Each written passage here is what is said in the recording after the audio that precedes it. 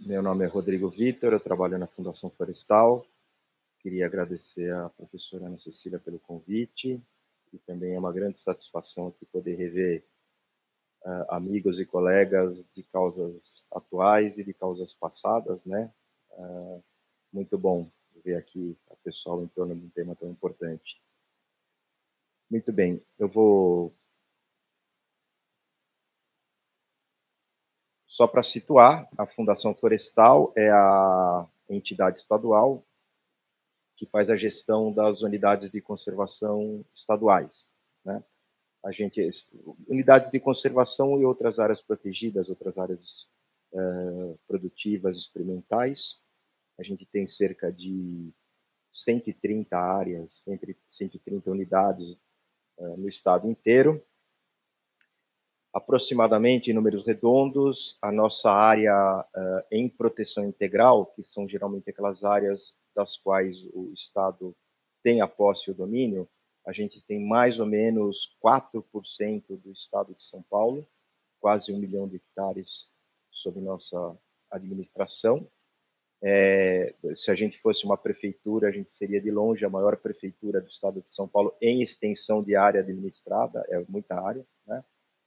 E a gente tem cerca de 15% do estado de São Paulo no total entre as categorias de proteção integral e uso sustentável, especialmente as APAs, né? 16%, 15% a 16% da área terrestre, e a gente tem mais ou menos 50% do mar territorial paulista também em regime de administração de APAs, são as APAs marinhas, né? É uma área muito extensa que abrange boa parte dos ecossistemas do estado de São Paulo, marinhos e terrestres. Então, é um desafio muito grande a gente fazer a gestão adequada dessas áreas, porque delas depende, em grande parte, a sustentabilidade e a conservação ambiental do estado. Próximo. Especialmente, particularmente, a minha função atual dentro da Fundação Florestal é ampliação de espaços protegidos, né? Então, eu estou responsável por coordenar a criação e ampliação de unidades de conservação, né?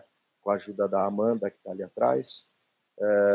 E a gente tem feito isso nos últimos 10 anos, especialmente no que se refere à minha atuação. E a gente tem quais são as premissas, quais são os critérios que nos levam a criar unidades de conservação? Que áreas a gente vai procurar para criar unidade de conservação, né? Então, é um conjunto diversos de indicadores, de critérios, como, por exemplo, recomendações da comunidade científica. Nesse quesito, o Biota FAPESP tem uma contribuição muito forte de indicar áreas para criar unidade de conservação. Esqueci de ligar o cronômetro aqui, senão eu me perco na hora. A gente tem feito um esforço também muito grande em olhar com mais carinho, com mais cuidado, aqueles ambientes mais subprotegidos e mais subrepresentados no sistema estadual, como cerrado, floresta estacional semidecidual, ambientes marinhos, especialmente em proteção integral. Abordagem por espécies, então, tem áreas que a gente tem espécies especialmente ameaçadas, a gente cria unidades de conservação para proteger aquelas espécies, né? Como foi o caso da APA Barreiro Rico e da APA Cancô Piracicaba, por causa de espécies de aves e de primatas. Abordagem por paisagem, por conectividade. Então, a gente tenta também conciliar a questão de proteção da biodiversidade com conservação de corredores ecológicos, né? Para ter uma maior expressividade da conservação na escala da paisagem. Os acordos internacionais também são referenciais, são faróis para a gente atuar. Aqui está citada a meta de Aichi, mas a gente já tem um novo referencial, né, do protocolo de Montreal, que aumentou as nossas metas de proteção do território, né? A gente tinha, pela meta de Aichi, 17% de áreas terrestres e 10% de áreas marinhas. Agora a gente tem isso era até 2020. Agora, para 2030, a gente tem que proteger 30% do território, não mais 17%. Então, as metas vão aumentando, né? Oportunidades, doação de áreas, a gente tem recebido áreas em doação para ampliar ou para criar áreas protegidas, demandas externas que convergem com as nossas prioridades, e também, eu acho que isso é muito importante e vai ao encontro das discussões, serviços ecossistêmicos. Antes a gente olhava muito o aspecto da biodiversidade, né? A biodiversidade era talvez o único critério. Não que não seja o carro-chefe ainda, mas hoje a gente agrega outros atributos, a gente olha com mais atenção outros atributos, especialmente os serviços ecossistêmicos e a água, né? A água é um fator de motivação para a gente criar unidade de conservação. Próximo.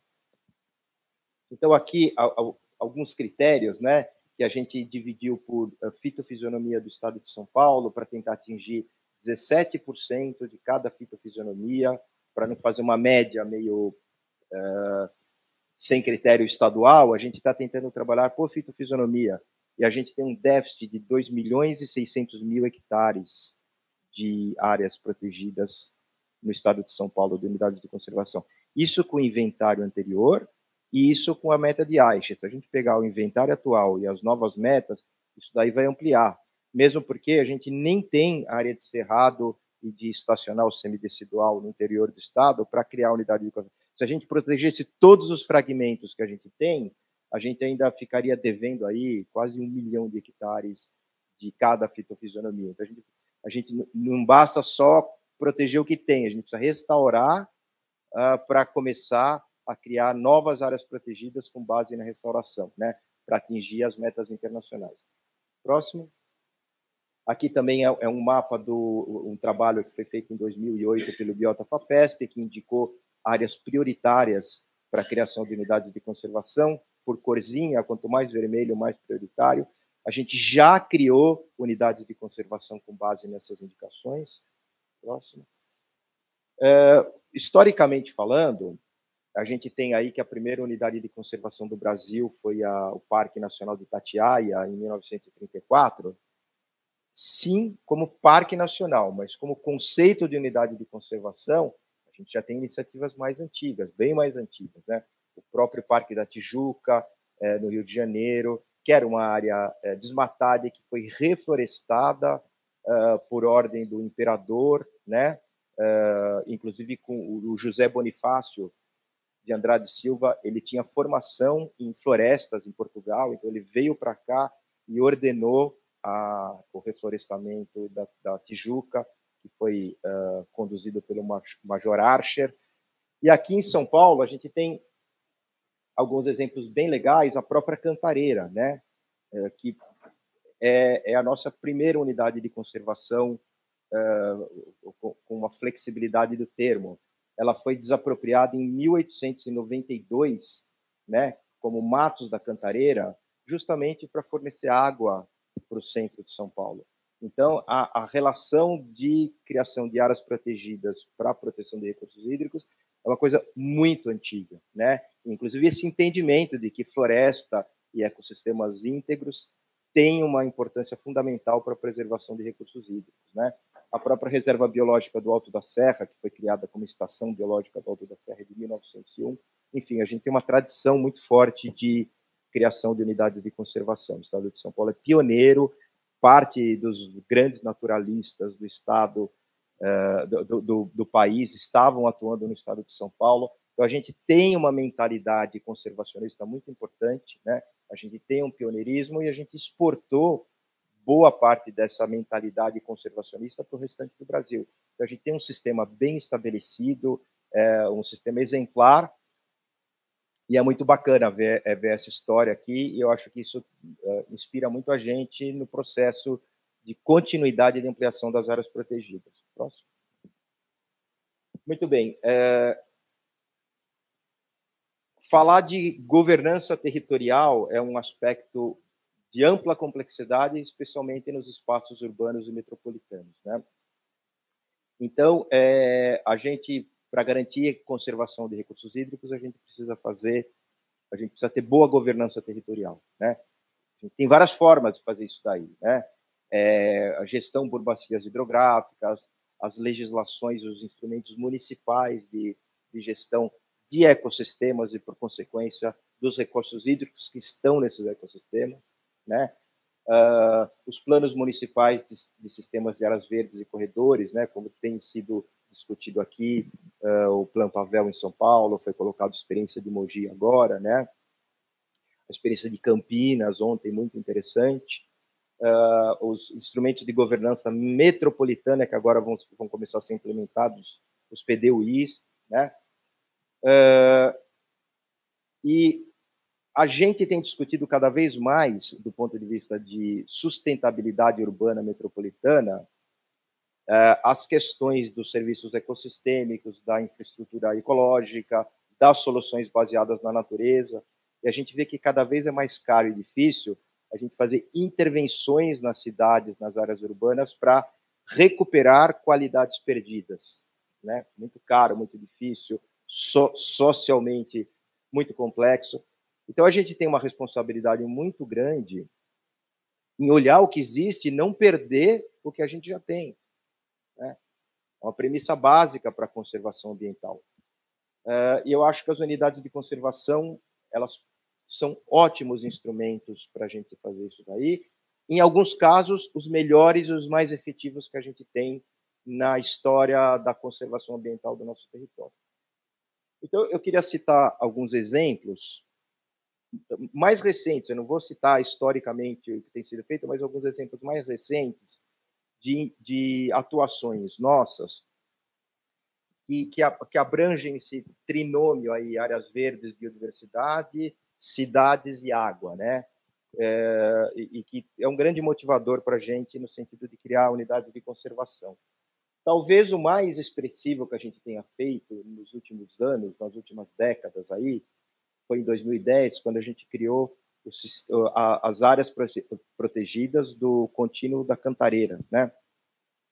Aqui está o Parque Estadual da Cantareira, e essas foram áreas que a gente criou, cerca de 27 mil hectares, com 2 parques estaduais, um monumento e uma floresta estadual, em plena região metropolitana de São Paulo, e pegando outras regiões administrativas, aglomerados urbanos também, que basicamente a gente pegou grandes fragmentos florestais que estavam nessa região, com grande importância para a biodiversidade e para a água. Nós estamos falando de áreas que estão no Sistema Cantareira, no Alto Tietê, na Bacia do Paraíba do Sul, áreas altamente fornecedoras de recursos hídricos. A gente falou, não, aqui merece uma intervenção de grande escala, né? E esse foi esse o parque estadual Alto da Paranapanema, talvez tenham sido os dois grandes últimos exemplos de grandes intervenções do ponto de vista de criar unidades de conservação. E isso, a gente precisa retomar esse hábito, porque eu não estou falando que proteger a área verde e água é só desapropriar e criar parque, não é isso, né? Mas também isso, né? Em alguns casos, é só isso que vai salvar algumas áreas importantes e críticas para a biodiversidade e para a água. Aqui, por exemplo, eu posso garantir que se esse parque de Itaberaba não tivesse sido criado, boa parte dele já teria sido consumida de 10 anos para cá, porque o estágio de degradação dele era enorme, né? Então, esses são instrumentos efetivos, às vezes muito duros, às vezes muito autoritários até, mas a gente tem que ter toda a caixa de ferramenta para poder atuar com isso daí, né? E depois a gente pode discutir nos debates o que a gente fala que não tem dinheiro para fazer isso, né? Próximo. E ali no meio tem uma floresta estadual, eu vou comentar um pouquinho mais sobre ela depois, que é um exemplo bacana da gente discutir. Um outro estudo de caso, já foi mencionado pela Ionara aqui, pode passar, é a Serra do Itapetí, que ela era uma área sob proteção de uma lei estadual de 85, Então, ela tinha proteção legal, ela tinha o zoneamento, mas não tinha necessariamente a gestão. Então, a APA foi para dar uma roupagem jurídica para uma área que já tinha uma normativa de gestão territorial, né? A Serra do Itapetí tem aproximadamente 5.500 hectares, e ela é divisor de águas, né? Parte verte para a bacia do Alto Tietê e a parte norte para a bacia do Paraíba do Sul. E aí é uma outra categoria, nós estamos falando de APA, que são áreas já ocupadas, com usos econômicos, que é outro tipo de governança, né? Outro tipo de pacto social para fazer a gestão da área, pode passar. No momento está em fase de aprovação do plano de manejo, o plano de manejo foi feito, foi elaborado, já tem um zoneamento, áreas indicadas para conservação, foi criado um corredor ecológico aqui, unindo o Parque Municipal com a Estação Ecológica, áreas indicadas para restauração. Então, as unidades de conservação elas se prestam não só para conservar, mas áreas para restaurar também, né? Vou citar um exemplo mais longínquo, que é pode passar? O Mosaico do Cerrado Paulista, que a gente criou em 2018, que é o segundo maior conjunto protegido do Cerrado do estado de São Paulo, e ele é justamente numa área sob ampla influência urbana de Bauru, né? Então, olha só, são áreas todas retalhadas, fragmentadas. A gente tem que aceitar o desenho das áreas verdes na paisagem hoje em dia para fazer as unidades de conservação. Então, a gente criou 4.000 hectares em duas categorias, um refúgio de vida silvestre, o Aimorés, e a área de relevante interesse ecológico Leopoldo Magno Coutinho. Então, olha que parte dessas áreas já foram todas retalhadas por conta de loteamento, expansão urbana. Então, essas unidades de conservação acabam segurando, em grande parte, a expansão urbana de Bauru, né, e garantindo conservação de cerrado e de água também. Outro exemplo recente, mais recente ainda, é a última, mais recente unidade de conservação que a gente criou, que é o Monumento Natural Mantiqueira Paulista, que foi criado em 2021, né, que são 10.300 hectares, mais ou menos, pega parte do município de Piquete e de Cruzeiro, né, e que também teve um sentido aí de conservação de biodiversidade e de proteção de recursos hídricos. Toda a água dessas duas cidades vem da Serra da Mantiqueira. Grande parte do abastecimento do Vale do Paraíba vem da Serra da Mantiqueira, né? Então, uma forma bastante efetiva de conservar água, biodiversidade, num regime de partilha de gestão com os proprietários, porque aqui não tem desapropriação. Apesar de ser proteção integral, os proprietários permanecem na área, né? Então, eu diria que essa categoria, monumento e refúgio de vida silvestre, são das mais promissoras que tem, porque são regimes de proteção integral que convivem com o proprietário privado, né? Isso tem sido uma experiência muito rica em todos os lugares que a gente tem estabelecido. O próximo exemplo, essas foram unidades criadas, eu vou falar de uma unidade que está em processo de criação agora, que é o Parque Estadual Marinho Tartaruga de Pente, que ele é uma área no entorno da Ilha Anchieta, de 1.700 hectares, mais ou menos. Já é uma área com restrição de pesca desde 1983, né? Então, a biodiversidade dessa área é incrível, justamente por décadas sem ter pesca, né? Uma área de produção pesqueira, inclusive para as áreas do entorno. Mas por que eu trouxe esse exemplo? Porque a gente trabalhou, foi o primeiro processo de criação de uma unidade de conservação, que a gente fez um processo de avaliação de serviços ecossistêmicos para a área, para tentar avaliar todos os atributos e as contribuições dessa área para a sociedade, né? Então, a gente avaliou os serviços ecossistêmicos e como eles impactam o bem-estar humano daquela comunidade, né? E aqui a gente fez uma avaliação de quais são os componentes de serviço de bem-estar humano mais fortemente impactados pela criação do Parque Marinho, né? Acesso a bens materiais, coesão social, subsistência adequada, respeito mútuo. Então, a gente tem tentado ampliar esse diálogo para além da questão da biodiversidade, né?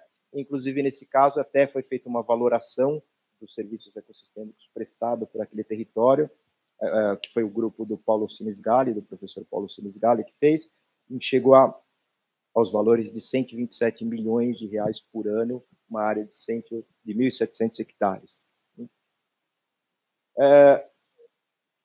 Esse exemplo que eu vou dar, a Floresta Estadual de Guarulhos, ela é um pontinho no contínuo da Cantareira.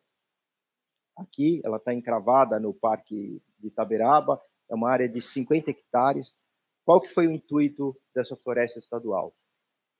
É a gente testar, fazer um piloto de uma floresta estadual, e aí poderia ser municipal, e a gente quer que seja assim, enquanto um instrumento de conservação ambiental e inclusão social e geração de renda para as comunidades. Porque essas áreas têm um potencial enorme para servir de áreas de manejo florestal em que se envolvam as comunidades de uma determinada cidade, de um determinado município. Fazer pomar de semente de árvores nativas, fazer plantio de jussara, manejo de outras espécies arbóreas, manejo de espécies ornamentais, agrofloresta. Então, essa é uma forma do Estado propiciar e fornecer área para o manejo e envolvimento comunitário, né? Até para a gente dar uma pegada mais forte de geração econômica para comunidades mais carentes e a gente ter essas áreas como áreas que façam um certo contraponto com os outros usos econômicos que a gente tem no território. Pois bem, a gente fez um estudo em 2014, na época da crise hídrica, né? Qual era a contribuição das unidades de conservação estaduais para abastecimento público, né? A gente utilizou uma metodologia de outorga de abastecimento, né, concedidas pelo DAE. Então, a gente pegou todos os pontos de outorga, cada um dos pontos de outorga no estado de São Paulo, e espacializou, e viu que caía em unidade de conservação ou a sua zona de amortecimento, quando tem zona de amortecimento. E a gente calculou o volume daquelas outorgas que estão em unidade de conservação ou sua zona de amortecimento. E o resultado para a gente foi surpreendente. A gente teve que, próximo de 60% do volume de água de abastecimento público do estado de São Paulo estavam ou em unidade de conservação ou suas zonas de amortecimento, né? Esse cálculo precisa ser refeito, esse trabalho precisa ser refeito para ver com os números atuais, porque mudou contribuição de bacias, essas coisas, mas a gente acredita que ainda esteja por volta de 50%. 50% do volume de água que as pessoas bebem, que chegam nas torneiras, elas têm uma relação direta ou indireta com unidades de conservação, né? E desses 60%, 57% estão concentrados em duas pequenas áreas, né, do ponto de vista estadual, que é a área zona de amortecimento do Parque Cantareira, APA do Sistema Cantareira, que a gente tem aqui perto de 50% da água, volume de água estadual, e o Parque Estadual Serra do Mar e sua zona de amortecimento, que tem aí perto de 8% do volume da água do estado de São Paulo, né? Então, em 5% do território do estado de São Paulo, a gente tem mais de 50% do volume de água para abastecimento público, né? Não são as áreas de maior produção hídrica do estado, que fique claro, né? São as áreas que mais fornecem água para a torneira das pessoas. Pode passar? E aqui eu quero finalizar, já passou meu tempo, eu vou acelerar agora, para falar também de um outro instrumento de governança territorial, que é o da Reserva da Biosfera do Cinturão Verde da cidade de São Paulo, né? Que é uma outra escala para a gente olhar conservação ambiental e conservação hídrica, né? Inclusive, um dos fatores para o desenho dos limites da Reserva da Biosfera foi a questão da água. Então, é uma região com 78 municípios, mais de 25 milhões de pessoas que estão nesse território, uma área que produz 19% do PIB do Brasil e mais de 60% do PIB do território do estado de São Paulo. Se a gente for ver as unidades de conservação aqui, nesse território, a gente mapeou, volta a gente tem 35 unidades privadas, RPPNs, pode passar, 31 unidades de conservação municipais em 6 categorias, 3 federais em 3 categorias, 31 unidades estaduais em 6 categorias, pode passar. Ao todo, a gente tem 100 unidades de conservação nesse território. A próxima, que abrange mais ou menos 54% do território da reserva da biosfera, né? 48% de área terrestre e mais de 73% de área marinha, né? Incluindo quase 60% do Parque Estadual da Serra do Mar, que está entre as áreas, entre as florestas urbanas do mundo que mais vão sofrer pressão até o ano de 2030. A gente fez o mesmo estudo, agora esse estudo é mais recente, ele é de 2020, para ver a contribuição hídrica da reserva da biosfera, né? A gente fez 2 metodologias diferentes. Essa daqui também é a metodologia de outorgas. A gente fez para abastecimento público, uso industrial e uso agrícola. Para uso industrial e agrícola, os valores não são tão relevantes assim, né? Mas para abastecimento público, se pegar em relação ao universo do estado de São Paulo, 72% do volume de água para abastecimento público estão dentro da reserva da biosfera do Cinturão Verde, o volume estadual, sendo que dos 100%, 51% em unidades de conservação, né? Só na reserva da biosfera. Para uso industrial, a gente tem 18% na reserva da biosfera do volume estadual, e para uso agrícola é muito pouco, só 5%. Então, aí, de novo, os conflitos que a gente tem entre região metropolitana, produção de água, necessidade de abastecimento. Então, essa área é absolutamente crítica para a segurança hídrica das pessoas. E aqui é um estudo feito pela Universidade da Pensilvânia, que projetou, eles trabalharam um conceito de hotspot cities. Eles pegaram a maior cidade de cada um dos 36 hotspots da biodiversidade do mundo, né? E eles pegaram a maior cidade que tem mais rápido crescimento em cada um dos hotspots. No hotspot Mata Atlântica, eles pegaram São Paulo, né? E eles fizeram uma projeção, uma modelagem com projeção de expansão urbana, para ver conflito entre crescimento urbano e biodiversidade, né? Para 2030. Então, aqui em vermelho, a gente tem essas áreas em que a gente terá, para o ano de 2030, grande conflito entre crescimento urbano e biodiversidade, né? Tudo no território aqui da reserva da biosfera. Então, aqui também é um alerta importante, é um mapa que pode ajudar e ser um orientador de planejamento territorial também, para a gente evitar que essa catástrofe aconteça, né? Da gente ter tanto problema assim com falta de biodiversidade e de água. Pode passar.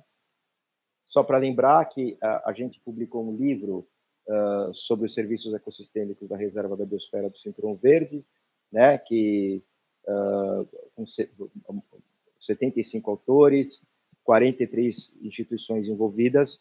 Esse é um livro bem quase que um compêndio de serviços ecossistêmicos dessa região, tem mais de 600 páginas, pode ser baixado gratuitamente da internet também, essa publicação. Próximo. Enfim, era isso. Algumas reflexões aí para a gente poder debater mais tarde. Muito obrigado.